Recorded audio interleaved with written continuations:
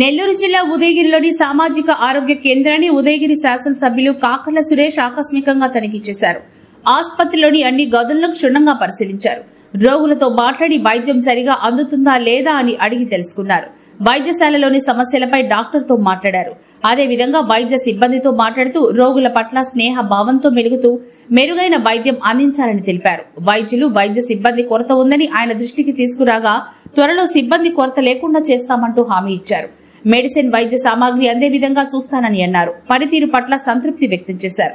ఈ కార్యక్రమంలో వైద్యులు, వైద్యశాల సిబ్బంది, మండల కన్వీనర్ బయన్న, షేక్ రియాజ్, కిరణ్ కుమార్, తెలుగుదేశం, జనసేన, బీజేపీ నాయకులు తదితరులు పాల్గొన్నారు.